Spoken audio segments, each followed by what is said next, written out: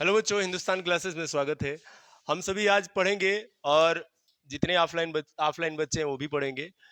ये गीत हम लोग का मैथिली शरण गुप्त का बहुत ही अच्छे से पढ़ेंगे और जानेंगे समझेंगे। जिस प्रकार से हम लोग कैकेयी अनुताप के विषय में पढ़े कि जिस प्रकार से कैकेयी ने क्या कर दिया था, दशरथ से 2 वरदान प्राप्त करके और भरत को राज्याभिषेक कर दिया था और राम को क्या कर दिया था, 14 वर्ष के लिए वनवास पठा करके उन्हें मनाने के लिए चली जाती है। ठीक उसी प्रकार से जब राम और सीता का वनवास होता है तो उसमें लक्ष्मण भी अपने भातृ से सेवा के लिए जाते हैं, भाई की सेवा के लिए जाते हैं। ठीक है। और उसमें जो सबसे ज्यादा विरह का आभास किसी स्त्री को होता है तो वो होता है लक्ष्मण की पत्नी का। लक्ष्मण की पत्नी का नाम क्या है? उर्मिला है। उर्मिला अपने विरह में इतनी व्याकुल थी जिस प्रकार से राधा, ठीक है, जब त्रेता युग में जब राधे और कृष्ण का प्रेम हुआ और जब कृष्ण प्रजा को छोड़ करके अपनी प्रजा यानी गोकुल को छोड़ करके जब मथुरा चले गए, ठीक है, वहां जाकर के उनका राज्य पाठ या उनके माता पिता को बंदी बनाए थे कंस, वहां पर चले गए तो राधा उनके विरह में जिस प्रकार से व्याकुल हो रही थी, बेचैन हो रही थी, ठीक उसी प्रकार से यहाँ पर उर्मिला भी विरह में अपने पति के वियोग में इन बातों को दर्शाती है मैथिली शरण गुप्त के माध्यम से। इसी चीज को पढ़ेंगे और जानेंगे। ठीक है, तो आइए देखते हैं इसको। पहले देखिए, काव्य का मतलब होता है संगीत। अगर संगीतमय तरीके से, तुकबंदी तरीके से अगर आप इसको नहीं बता रहे हैं, नहीं समझा रहे हैं, चाहे कोई भी अध्यापक हो, बड़े से बड़े, छोटा से छोटा कोई भी हो, अगर इसको तुकबंदी लय से संबंधित बातों को नहीं समझाते हैं तो विद्यार्थी को भी समझ में नहीं आएगा, आज जो पढ़ा रहा है उसको भी समझ में नहीं आएगा। जब उसको समझ में नहीं आएगा तो बच्चा नहीं समझेगा, समझेगा नहीं तो अच्छा नंबर नहीं आएगा। ठीक है, तो आइए जानते हैं इसको। यहाँ पर बहुत ही सूर में या कहें तो ये करुण रस संवेदनाएं यहाँ पर प्रकट होंगी। जैसे देखिए, कह रहा है, निरख सखी ये खंजन आए। विरह में इतना उर्मिला जी व्याकुल हो जाती हैं और यहाँ पर उनके हृदय से, उनके दिल से यह बात निकलती है जब उनके आसपास पक्षी चहचहाने लगते हैं। ठीक है, और मैथिली शरणगुप्त इस प्रकार से सचित्र वर्णन किए हैं कि मानो ऐसा प्रतीत हो रहा है कि उर्मिला जी अपने मुख से कह रही हैं। देखिए, निरख सखी ये खंजन आए, निरख सखी ये खंजन आए, मेरे उन फेरे उन मेरे रंजन ने, नयन इधर मन भाए, निरख सखी ये खंजन आए। फैला उनके तन काया तप, फैला उनके तन काया तप, मन से सरसाए, निरख सखी ये खंजन आए। फिर यहाँ पर देखिए, कह रहा है, घूमे वे ईश्वर वहां, ये हंस यहाँ उड़ छाए, करके ध्यान आज इस जन का, निश्चय वे मुस्काए, निरख सखी ये खंजन आए। फूल उठे हैं कमल अधर से, मैंने दर्शन पाए, नभ ने मोती वारे लोए, अस्त्रु अर्घ भर लाए, निरख सखी ये खंजन आए, निरख सखी ये खंजन आए। यहाँ पर उर्मिला जी इतने व्याकुल हो जाती हैं और प्रेम प्रसंग में उनका भाव विभोर हो जाता है, आंखों से आंसू आ जाता है इस बात को कहते हुए। और यहाँ पर निम्न निम्न बातों को इन्होंने दर्शाया, जैसे कहा कि निरख सखी ये खंजन आए। खंजन यानी पक्षी की बात कर रही हैं, जिस प्रकार से उनके आसपास पक्षियां चहचहा रही हैं। ठीक है, तो वो इस बात को अपने सखी से कहती हैं। देखिए, आइए अब इसको समझते हैं कि क्या क्या बातें कही गई हैं। निरख मतलब क्या होता है? निरख मतलब होता है देखना। ठीक है, एक एक टॉपिक को देखेंगे हम लोग ताकि भली भांति सबको समझ में आए। निरख का मतलब होता है देखना, सखी यानी अपने सखी से कह रही हैं। ठीक है, खंजन का मतलब होता है पक्षी। खंजन का मतलब होता है पक्षी। उर्मिला अपनी सखी से कहती हैं कि देख सखी, अब ये पक्षी भी आ गए हैं। यहाँ पर शरद ऋतु का मौसम है और वहां पर आसपास पक्षियां चहचहाती हैं। लास्ट में अंतिम समय में यहाँ पर उर्मिला जी मौसम या ऋतु को, ठीक है, शरद ऋतु का बहुत ही धन्यवाद करती हैं कि तुमने आया और हमें अपने पति से पक्षियों के रूप में मिलाया। ठीक है, देखिए कह रहा है कि हे सखी देखो, यह पक्षी भी आ गए हैं। फेरे उन मेरे रंजन ने, रंजन यानी यहां लक्ष्मण की बात कर रहा है, लक्ष्मण की बात कर रहा है बाबू।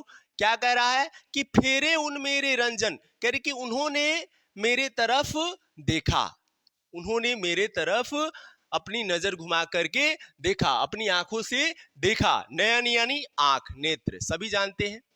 ठीक है, कह रहा है कि लक्ष्मण ने मेरे तरफ देखा, इधर मन भाए, और मेरा इसलिए मन क्या हो जा रहा है, मोहित हो रहा है, उन्हें याद कर रहा है। ठीक है, लग रहा है कि मेरे स्वामी, मेरे पतिदेव मेरे तरफ क्या कर रहे हैं, देख रहे हैं। ठीक है, इस प्रकार से मेरे मन में यह संवेदनाएं उत्पन्न हो रही हैं। अब देखिए, फैला फैला उनके तन का आतप। आतप मतलब होता है बाबू शरीर। ठीक है, आतप का मतलब क्या होता है, आतप का मतलब होता है बाबू शरीर होता है। देखिए, फैला उनके तन मतलब होता है शरीर, और आतप का मतलब भी शरीर होता है।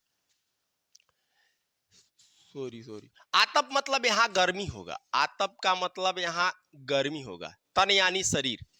ठीक है, कह रहे कि उनके शरीर रूपी गर्मी से, उनके शरीर रूपी गर्मी से उनका मन स्निग्ध सा हो गया, उनका मन तालाब, सर मतलब होता है तालाब, तालाब की तरह क्या हो गया, स्निग्धता हो गया।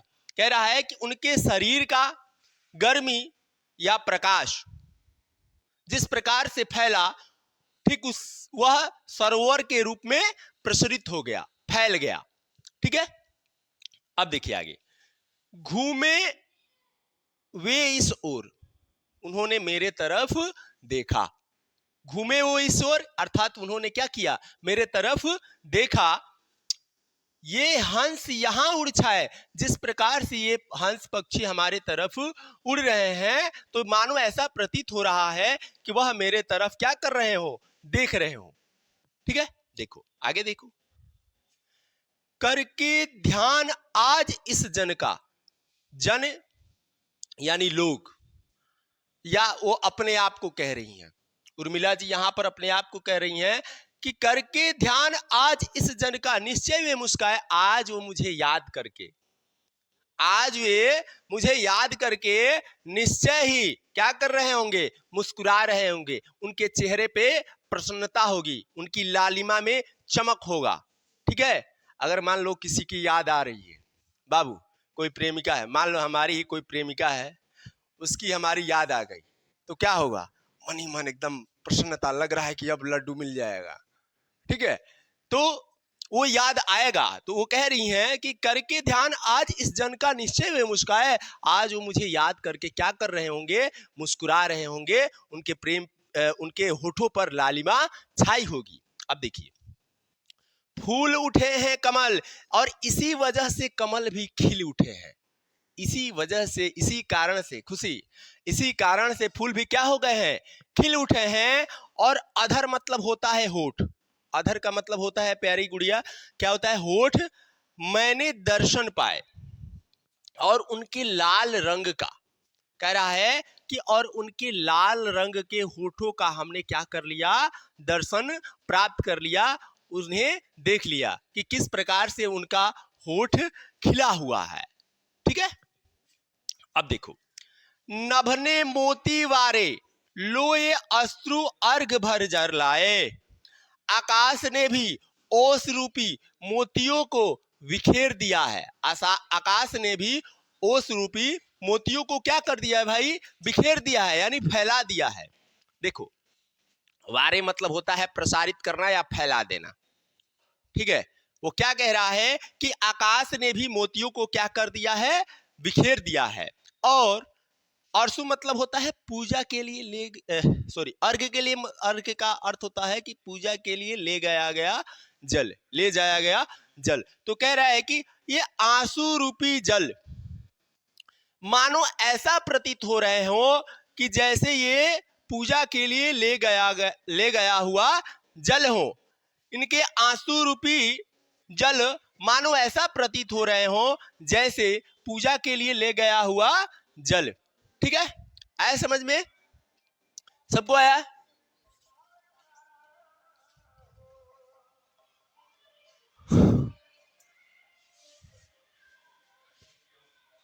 अगला पंक्ति देखेंगे हम। इस पंक्ति है, इसको भी उसी तरह से लय तुकबंदी तरीके से पढ़ेंगे हम लोग, जिस प्रकार से उसको कंप्लीट किए। जानिए, शिशिर का मतलब होता है शरद। देखिए पहले, शिशिर न फिर गिरी वन में, शिशिर न फिर गिरी वन में, जितना मांगे पतझड़ दूंगी मैं इस निज नंदन में। शिशिर न फिर गिरी वन में, कितना कंपन तुझे चाहिए, कितना कंपन तुझे चाहिए, ले मेरे इस तन में। शिशिर न फिरी गिरी वन में, शिशिर न फिरी गिरी वन में। ठीक है, मैथिली शरण यहाँ पर क्या कहते हैं, किन बातों को बताते हैं, तो इस पहले पूरा देख लीजिए। सखी कह रही पांडुरता का, सखी कह रही पांडुरता क्या, क्या अभाव आनन में। वीर जमा दे नयन नीर यदि तू मानस भाजन में। शिशिर न फिरी गिरी वन में, शिशिर न फिरी गिरी वन में। तो मोती से कुंचन रखो, तो मोती से किंचन रखू, उसको मन में हंस गई रो भी न सकूं मैं अपने इस जीवन में। शिशिर न फिरी गिरी वन में, शिशिर न फिरी गिरी वन में। तो उत्कंठा होए देखूं, तो उत्कंठा हूँ देखूं, फिर क्या हो भाव भुवन में। शिशिर न फिरी गिरी वन में, शिशिर न फिरी गिरी वन में। अब यहाँ पर उर्मिला जी बहुत भाव विभोर हो जाती हैं और अपनी पत्नी के लिए शरद ऋतु यानी ठंडी से एक विनती करती हैं, प्रार्थना करती हैं कि हे शरद ऋतु, तू जंगलों में पहाड़ों में न जा। क्यों न जा? क्योंकि वहाँ पर हमारे स्वामी वहाँ पर अपने भातृ सेवा में लगे हुए हैं। अगर तू जाएगी तो उनकी तपस्या भंग हो जाएगी। तुझे जितना कंपन चाहिए, तुझे जितना सताना है मुझे ही सता ले, तुझे जितना ठंडी प्रदान करना है तू इसी भुवन में, इसी राजमहल में प्रदान कर दे, लेकिन जंगल और पहाड़ों की तरफ न जा। ठीक है, इसी बात को बताती है। आइए देखते हैं। देखिए क्या कह रहा है। शिशिर मतलब होता है सरदी, शरद ऋतु की बात कर रहा है। अनेक ऋतुओं का अलग अलग प्रकार से इसमें क्या किया गया है, वर्णित किया गया है। शिशिर मतलब होता है सर्दी, फिर यानी न जा, फिर यानी जा, न यानी नहीं। कह रहा है कि हे शरद ऋतु, उर्मिला कहती हैं कि हे शरद ऋतु तू न जा। कहाँ न जा? गिरी यानी पहाड़ों में, पहाड़ों की तरफ न जा, जंगलों की तरफ, जंगलों की तरफ न जा। हे शरद ऋतु तू पहाड़ों की तरफ न जा और जंगलों की तरफ न जा। ठीक है, अब देखिए यहां पर देखिए, जितना जितना मांगे पतझड़ दूंगी। अगर जंगल में जाती शरद ऋतु तो उसे पतझड़ मिलता, पीले पीले कलर के क्या हो, पेड़ों की पत्तियां झड़ती। वो कहती हैं, उर्मिला जी कहती है कि तुझे जितना पतझड़ चाहिए, तुझे जितना पत्ते चाहिए वो तुझे मैं प्रदान कर दूंगी। तुझे जितना पतझड़ चाहिए मैं प्रदान कर दूंगी। इस निज यानी मेरे, निज मतलब होता है अपना, सभी जानते हैं। देखो नौ तब न तब बुझाते कि कौन सा मामा हुआ। नंदन यानी राजमहल में कह रही हैं कि तुझे जितना पतझड़ चाहिए, जितना पत्ते चाहिए, ठीक है, फूल पत्तियां चाहिए, तुझे मैं इस भवन में प्रदान कर दूंगी। तू इसी में क्या कर, निवास कर। आगे देखिए, कितना कंपन मतलब ठंडी की बात कर रहा है बाबू, कह रहा है ठंडी की बात, कपाना।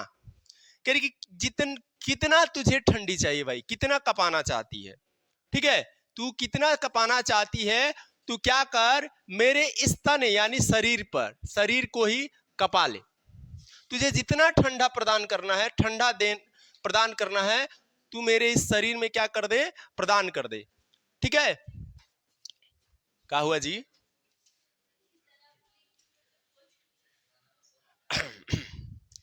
कुछ पूछा गल बा, छोड़ल जाए दे लो, पढ़ लो। करी सखी कह रही पांडुरता, क्या अभाव आनंदमंद होता है मुख, ठीक है। पांडुरता का मतलब क्या होता है? पांडुरता का मतलब होता है पीलापन।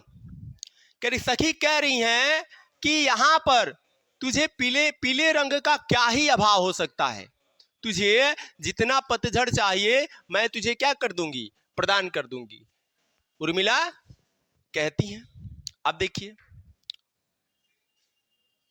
वीर जमा दे नयन नीर, नयन यानी अश्रु रूपी जल, मानस भाजन में मेरे अंदर, तुझे जितना ठंडा प्रदान करना है, मेरी आंखों में अश्रु भरे जल को ही तू प्रदान कर दे कि जिससे वो क्या हो जाए, जम जाए। तू इतना ठंडक प्रदान कर दे कि जो मेरे आंखों में विरह रूपी आंसू का जल है वह बर्फ में परिणित हो जाए, परिवर्तित हो जाए। ठीक है, तो मोती से अकिंचन रखूं उसको मन में, तो मैं मोतियों के समान, तो उन मोतियों के समान मैं अपने हृदय में क्या की रखूं, दबाए रखूं। मैं उसे अपने हृदय में ही क्या करूं, दबाए रखूंगी, किसी से नहीं बताऊंगी। अब देखिए, हंस गई रो भी न सकूं मैं अपने इस जीवन में, मैं अपने इस जीवन में ना तो हंस सकती हूं और ना ही रो सकती हूं। अच्छा बताओ, जो किसी के प्रेम में पागल है, ठीक है, कोई भी हो, अगर वो कहीं दूर है तो याद तो आएगा ही, जैसे हमको किसी का याद आता है। हाँ, देखो, हंस गई रो भी न सकूं मैं अपने इस जीवन में, मैं तो अपने इस जीवन में ना तो हंस सकती हूं और ना ही क्या कर सकती हूं, रो सकती हूं। तो उत्कंठा हूं, उत्कंठा मतलब होता है बेचैन हो जाना। गांव में जैसे बोलते हैं सब की बड़ी बेचैन बड़ा है घरी, व्याकुल, ठीक है, कौतूहल, दुखी। तो उत्कंठा हूं, मैं बेचैन हूं, देखूं फिर क्या हो भाव भुवन में, फिर इस सदन में या फिर इस मेरे दिल में अब क्या ही अभाव हो सकता है, मेरे इस दिल में अब क्या ही अभाव हो सकता है, जब मैं किसी के लिए क्या हूं, पागल हूं, बेचैन हूं। यानी अपने स्वामी को कह रही है कि मैं किसी के लिए पागल हूं, बेचैन हूं, तब मेरे इस तन में क्या ही हो सकता है, तू ठंडा प्रदान कर, चाहे भाला लगा दे। देखो, अगर कोई सच्चा प्रेमी है, सच्चा वाला सच्चा, ठीक है, मैं बता रहा हूं आप लोग को, आप लोग का भी कुछ दिन के बाद होगा जो भी होना है, सॉरी, सच्चा और विशु सर वाला डायलॉग नहीं मारिए। सच्चा जो भी प्रेमी है, अगर उसका विरह होता है, बिछड़ाव होता है, तो इस प्रकार से व्याकुल हो जाता है, उसे खाना पानी सब निक नहीं लगता है भाई। सो जगह जगह रहेगा, लगेगा कि सो गया है, सो गया है, सो। ऐसे भी मिलते हैं बंदे, पढ़ाते रहे हम लोग वैसे, रात दो सुतल लिखे का हो जे खेला।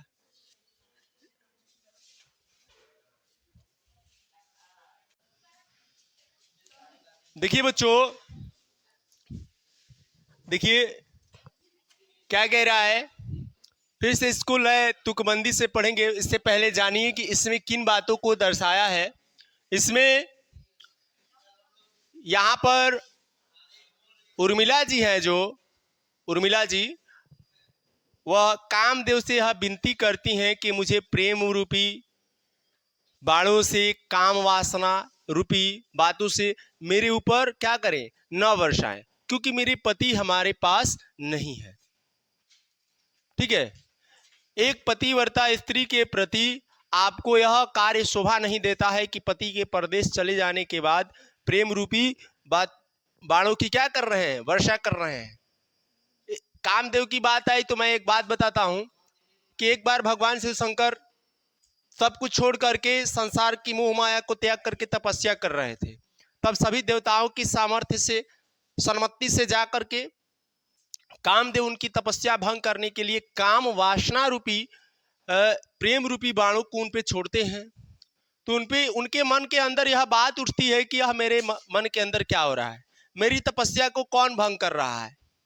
इतनी बातें आभास करते हैं और तुरंत ही उनकी तीसरी नेत्र खुल जाती है, और जैसे खुलती है तो वो समक्ष रहते हैं कामदेव, वो तुरंत क्या हो जाते हैं, जलकर भस्म हो जाते हैं। तो इस पंक्ति में उर्मिला ने भी इसी बात को कहा है कि हे कामदेव, अगर तुम ये प्रेम रूपी बाणों की वर्षा कर रहे हो, अगर मेरे समक्ष आ गए, मेरे सिंदूर के समक्ष आ जाएंगे, तो वह भगवान शंकर के तीसरे नेत्र के समान है। जिस प्रकार से उन्होंने तुम्हें भस्म किया है, उसी तरह से तुम भी एक पतिव्रता स्त्री के श्राप से भस्म हो जाओगे। ठीक है, इन्हीं सब बातों की चर्चा की गई है। आइए इसको लय के माध्यम से जानेंगे। इसमें थोड़ा सा बदलेगा। मुझे फूल मत मारो, मुझे फूल मत मारो, मैं अबला बाला वियोगिनी, कुछ दया विचारो, मुझे फूल मत मारो। होकर मधु के मत मदन, होकर मधु के मत मदन, पटु तुम कटु गरल नगारो, मुझे फूल मत मारो, मुझे फूल मत मारो। मुझे विकलता तुम्हें विफलता, ठहर श्रम परिहारो, नहीं भोगनी यह मैं कोई, जो तुम जाल पसारो, मुझे फूल मत मारो, मुझे फूल मत मारो। बल हो तो सिंदूर बिंदु यह, बल हो तो सिंदूर बिंदु यह हर नेत्र निहारो, मुझे फूल मत मारो, मुझे फूल मत मारो। रूप दर्प कंदर्प तुम्हें तो मेरे पति वावर वारो, लो यह मेरी चरण धूलि उस रति के सिर पर धारो, मुझे फूल मत मारो, मुझे फूल मत मारो। अब वह इतनी परेशान हो जाती हैं, उतनी उनके याद में इतनी प्रेम रूपी बाणों की वो वर्षा कर देते हैं। कामदेव जिस बात को भुलाना चाहती हैं, उसी बात को वह स्मरण करा दे रहे हैं, याद करा दे रहे हैं। इसीलिए उनके मुख से यह प्रेम रूपी बातें निकल रही हैं कि हे कामदेव, मेरे ऊपर प्रेम रूपी बाणों की वर्षा मत करो, मेरे पति घर पर नहीं है, वह अपने भातृ सेवा के लिए, भाई की सेवा में संलग्न है, इसलिए तुम मेरे पर क्या हो, प्रेम रूपी बाणों की वर्षा न करो। आइए देखते हैं। मारो यानी छोड़ो, ठीक है। मुझे फूल मत मारो यानी मेरे पर प्रेम रूपी बाणों की वर्षा ना करो। ऐसे समझ में? ए चिंकी, देखा है ना, क्योंकि मेरे ऊपर प्रेम रूपी बाणों की वर्षा ना करो। ठीक है, देखो, मैं अबला, अबला मतलब होता है कमजोर। ठीक है, अबला का मतलब होता है भाई कमजोर। मैं कमजोर, बाला मतलब होता है स्त्री। ठीक है, मैं कमजोर स्त्री, वियोगिनी यानी दुखी। मैं कमजोर स्त्री दुखी हूं, कुछ तो तुम मेरे पर क्या करो, दया करो। कुछ तो मेरे पर क्या करो, दया करो। मैं बहुत ही कमजोर हूं, पति के विरह में व्याकुल हूं, कुछ तो मेरे पर दया करो। तो कुछ तो हमारे ऊपर दया करो। ठीक है, अब देखो, होकर मधु, मधु, होकर मधु के समान, मद में चूर हो करके, कह रहा है कि होकर मधु के समान, मधु में चूर हो करके, मैं जानती हूं कि तुम चालाक हो। पटु मतलब होता है चतुर। तुम क्या हो, चालाक हो, तुम कठोर भी हो।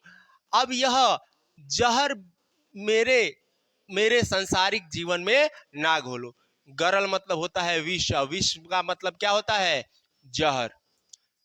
मेरे अंदर ये विषाणु कीटाणु, थोड़ा देख लो। अभी समझ में नहीं सर, समझ में नहीं आया, थोड़ा एक बार और दिखा। अरे तो पहले देख लो ना। अरे 1 घंटा नहीं लेंगे जी, बस 5 मिनट। कह रहा है कि होकर मधु के मत मदन में पटु तुम कटु गरल गारो। कह रहे कि तुम, मैं जानती हूं कि तुम मधु के समान हो, तुम मधु के समान बहुत ही सुकोमल हो, सुंदर हो, अच्छे हो। मैं जानती हूं कि तुम चतुर हो, कठोर भी हो, फिर भी मेरे इस सांसारिक जीवन में जहर ना घोलो। फिर भी तुम मेरे इस सांसारिक जीवन में जहर ना घोलो। नाराज हो रही है। देखो, मुझे विकलता है, विफलता है, ठहरो श्रम परिहारो। श्रम मतलब थकान होता है। ठीक है, कह रही हैं कि मेरे ऊपर इस प्रेम रूपी बाणों की वर्षा करना विफल है। मेरे ऊपर प्रेम रूपी बाणों की वर्षा करना क्या है, असफल हो, असफल है। मैं जानती हूं कि तुम थक गए हो, इसलिए थोड़ा सा आराम कर लो। मैं जानती हूं कि तुम्हें थकान हो गई है, इसलिए तुम क्या कर लो, थोड़ा सा आराम कर लो। नहीं भोगनी, मैं कोई भोग विलास करने वाली स्त्री नहीं हूं। मैं एक पवित्रता नारी हूं, सती सावित्री की तरह। तो तुम मुझे भोग विलास करने वाली स्त्री मत समझो, और मेरे पर विकार रूप से जाल ना पसारो, मेरे पर डोरे ना डालो। इस प्रकार से प्रेम रूपी बाणों की वर्षा ना करो। अब देखो, बल हो तो, तुम्हारे अंदर शक्ति हो तो मेरे सिंदूर के सामने आ जाओ ना। उर्मिला कहती है कि तुम्हारे अंदर क्षमता है तो मेरे सिंदूर के सामने आ जाओ। जिस प्रकार से भगवान शंकर ने, हर यानी शंकर, जिस प्रकार से भगवान शंकर ने अपनी तीसरी आंखों से तुम्हें भस्म किया था, ठीक उसी के समान यह सिंदूर भी तुम्हें भस्म कर देगा।